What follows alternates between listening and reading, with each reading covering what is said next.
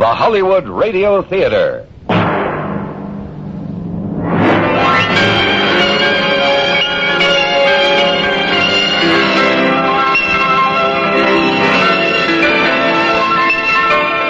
Every day at this time, Monday through Friday, a J.M. Kholos Enterprises production, the Hollywood Radio Theater presents an unusual tale of mystery and suspense.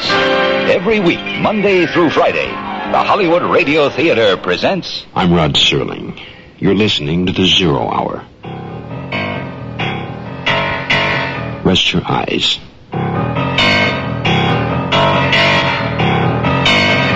Exercise your imagination.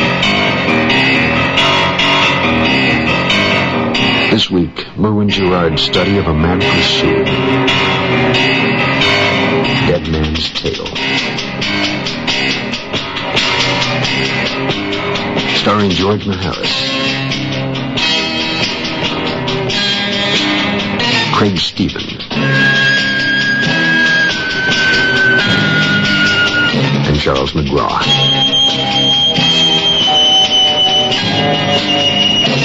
In Elliot Lewis's production of The 0 Hour.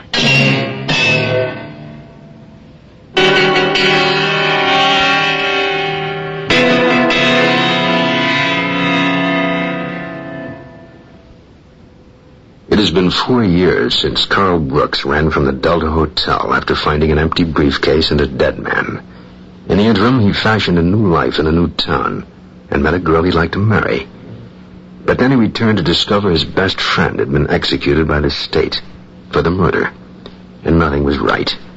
Things were not as they should have been. Nobody seemed to care that 2 innocent men were dead. Perhaps because life goes on. But for Carl Brooks, life cannot go on this way. He wants to know why it has. And the more he learns, the more obstacles he meets, the closer he comes to the truth, the more dangerous things become for him. And yet he goes on, even though for Carl Brooks the price for uncovering the whole truth may well be his life. The conclusion of Dead Man's Tale coming up after this word. It was the note from Jenny that first made me suspect something was wrong. The phone call to the airport was really just a reaction. Loose ends, bits, pieces, and hunches. Once a lawyer, always a lawyer, I supposed. I sat in the phone booth just staring at the dial for quite some time.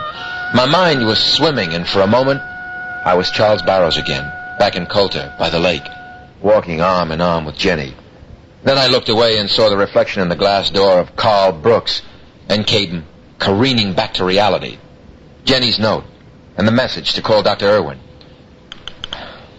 County General Hospital. Dr. Frank Irwin, please. Dr. Irwin is recovering from an accident and cannot be disturbed. We're referring his calls to Dr. Daniels. Look, you don't understand. I'm returning his call. I'm sorry, sir. Dr. Irwin is asleep. Could you call back in the morning? Look, this is an emergency. I'm sorry, sir. Doctor is ill. Call in the morning. Damn.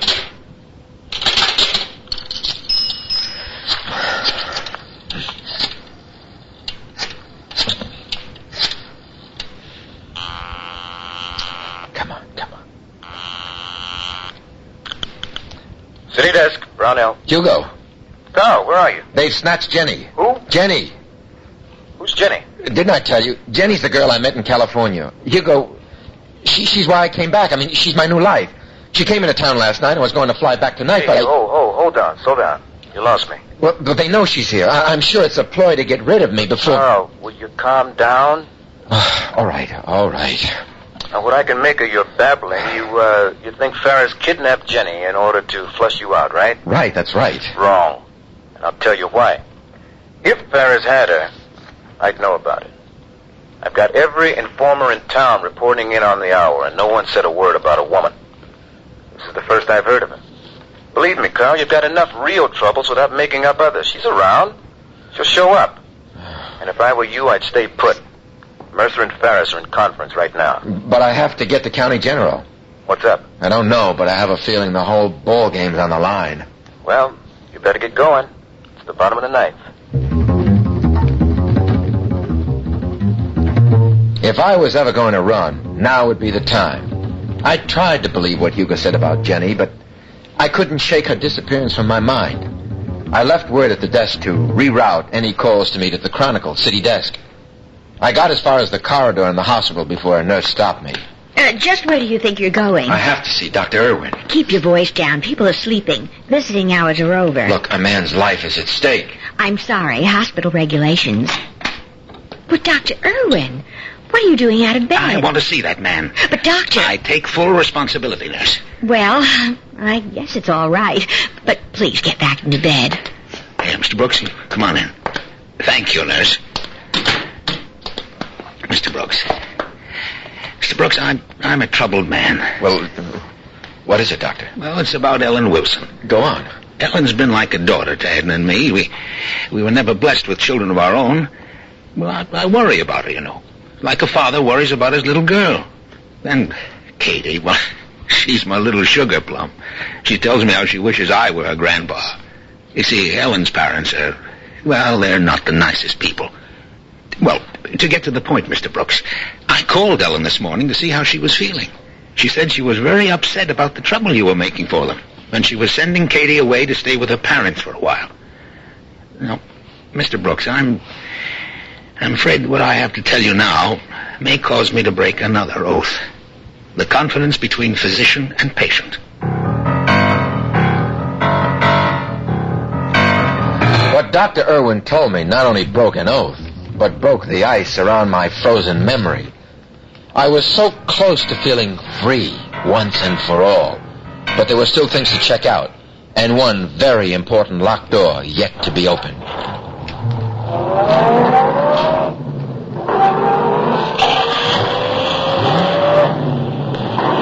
I had been spotted. The chase was on. I pushed the accelerator to the floor and drove for all I was worth. I had to get to the busy, well-lit street so I'd never have a chance to prove what I knew. The neon sign atop the Chronicle building loomed up ahead. If I could only make it.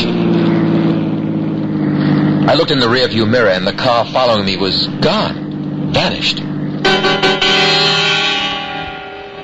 I parked the car right out in front. The big glass doors were unlocked, with no guard in sight. I made a beeline for the city desk. Yes? Where's Hugo? Well, he just ran out not 5 minutes ago. Where did he go? He didn't say. Well, he must have said something. I mean, he just wouldn't take off like a bat out of hell. Well, pardon my asking, but who are you? Brooks, Carl Brooks. Why? I thought that's who you were.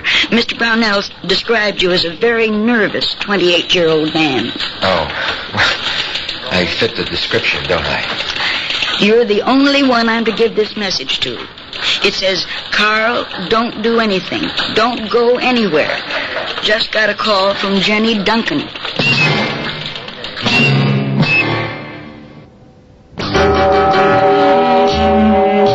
It seemed like every time I tied off a loose end, it knotted up.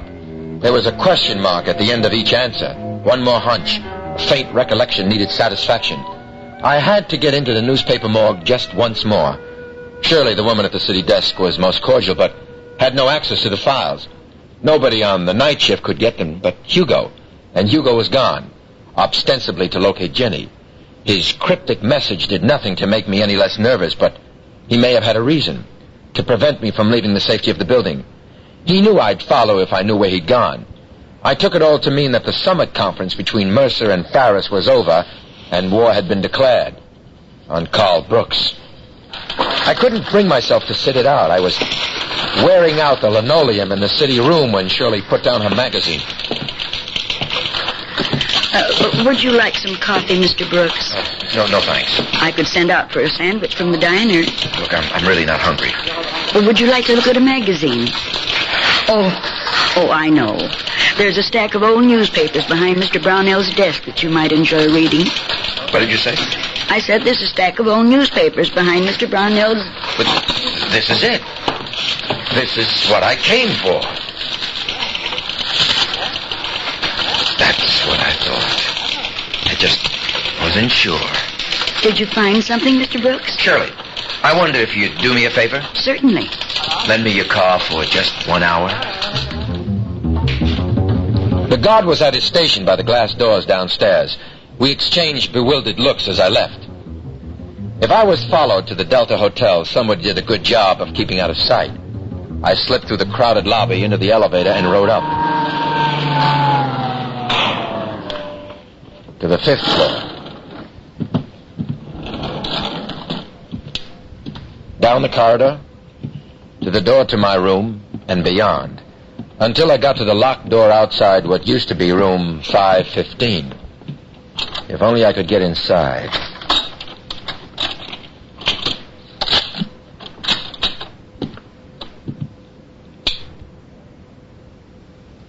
Robert Henley's old room was filled with furniture. Desks piled atop one another, chairs, dressing tables, rolled carpets. I blinked furiously as the dust rose from the floor, and I tried to remember how it was, how it had been that fateful night 4 years ago. Where in this room, under all this, would someone hide $150,000?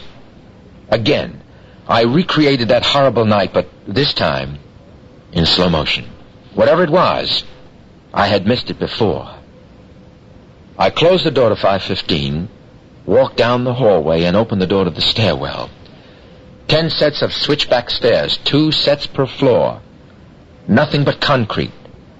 Then the turn towards the lobby, and here I am. What is it? Where is it? Of course.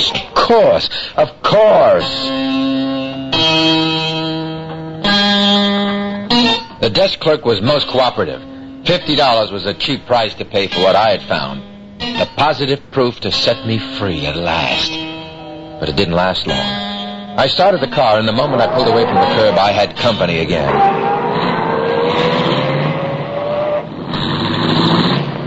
I got a good look this time. It was a pickup truck with a single, hatless man inside. From the angle of the headlights, I could tell this was my vanishing friend. Then, coming from the other direction, the big maroon touring car. I made a hard turn onto the frontage road leading to the residential track homes. The pickup made the turn, but the big car missed it. I was nearing my destination when... No, I can't be out of gas. Come on, Brooks. Get in. Hurry. Owen Morse.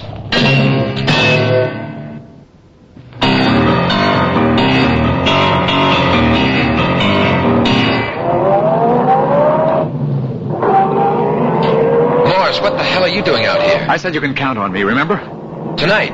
At the hospital? At the first time you saw me? You mean you've been following me? Most of 2 days. Uh-oh, you better tell me where we're going. We're not the only ones on the road. Barnsdale Lane. You know where it is? Ought to. I paved the road. Hang on. Ellen Wilson's, right? Right. That's it, the one with the tall grass. This is going to be close. Pull in. We've got to get to the house.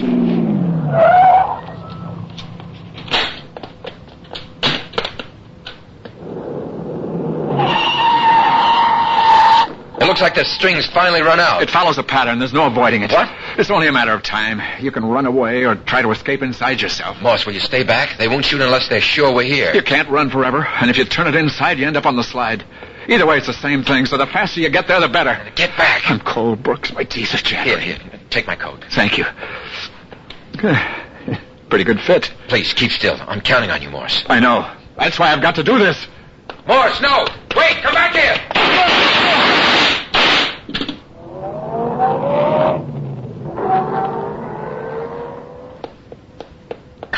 Carl! It had to come to this. I saw the whole thing. You'll never get away with it. Who is this man? Jenny, I was worried sick. Carl. That's Owen Morse. They thought... Well, it's obvious what they thought. They got the wrong man.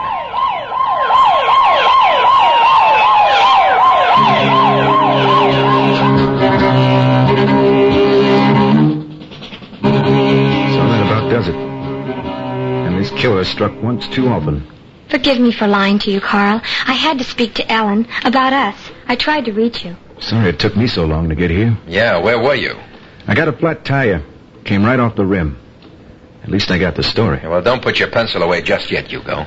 I'll get coffee. No, Ellen. I want you to hear this. I want you all to hear what really happened 4 years ago. All right. Shoot. Okay. Ferris found me in Henley's room just after I discovered the body. He accused me of murder and asked me where the money was. That's typical to frame you. No, he really believed it. I panicked and hit him and then ran down the stairs to the lobby. Henley's killer used those same stairs to escape.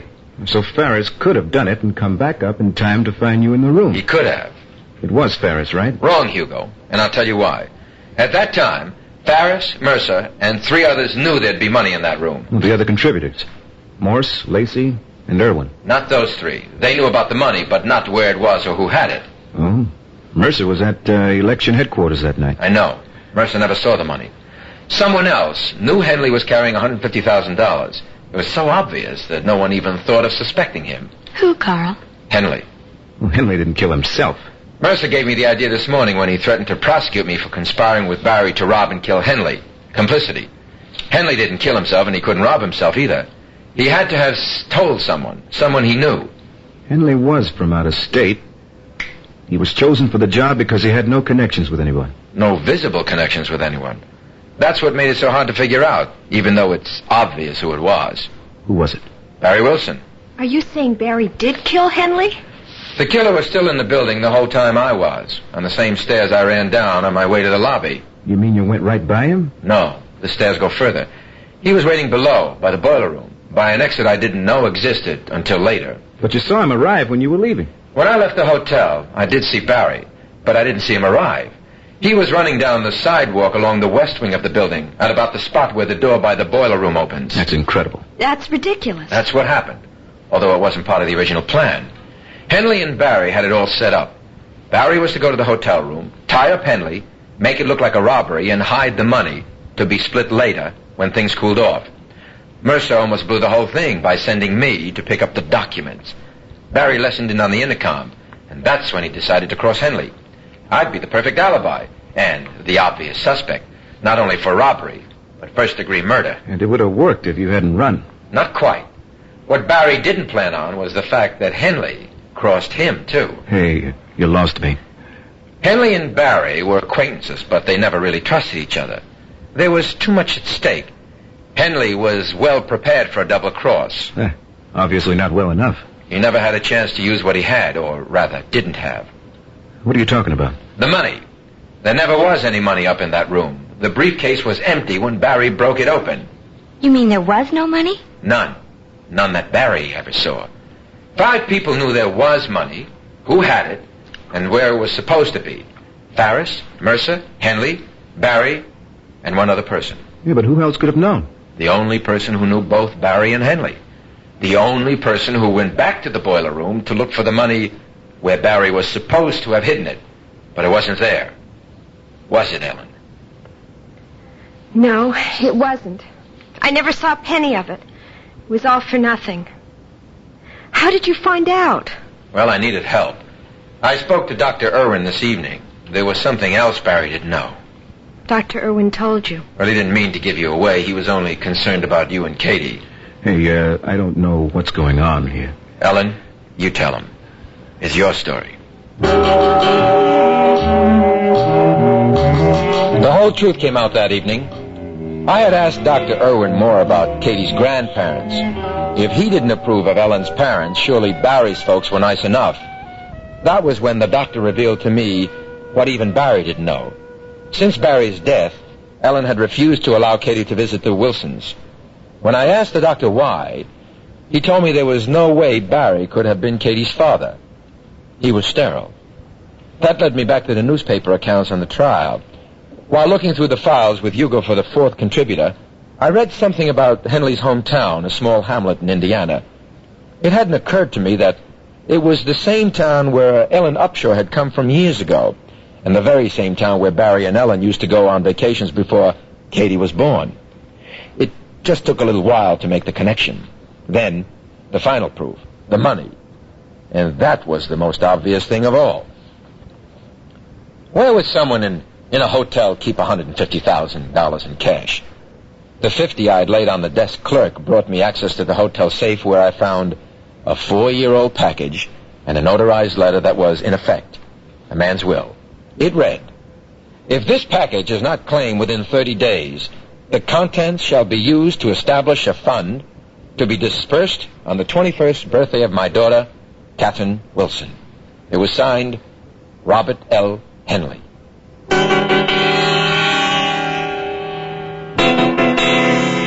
Jenny and I caught the morning flight to the coast. Late that afternoon, we drove to the lake. Carl, what's going to happen to Ellen Wilson now? Well, Hugo didn't print the story. It wouldn't serve any purpose. Harris will be put away for the murder of Owen Morse. What about Mercer? As usual, Mercer's in the clear. He judged Barry as guilty for all the wrong reasons, but he did convict the right man. So I guess they'll all live happily ever after. Bet you can't throw a pebble through the ring. Bet I can. See? Mm-hmm. Here. Try this ring. Oh, Carl. I've been holding on to it for months. Don't you think it's time we made it official?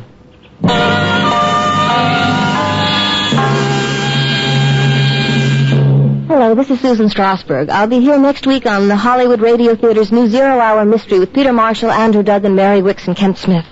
He's been getting a series of poison pen letters ever since his wife left him last January. Hate mail? Uh-huh. I heard Mrs. Wharton just disappeared. Nobody knows where she is. Hey, you want to read it? You may think you can get away with your wife's murder, Rudolph Wharton, but you can't. Remember to listen next week when the Zero Hour presents A Die in the Country. Thank you. That concludes this week's production of the Zero Hour, Merwin Gerard's Dead Man's Tale. Next week we'll begin another exciting dramatization of a tale of mystery and suspense. We'll tell our story in 5 days, at the same time Monday through Friday. So on Monday, rest your eyes and listen here to the Zero Hour.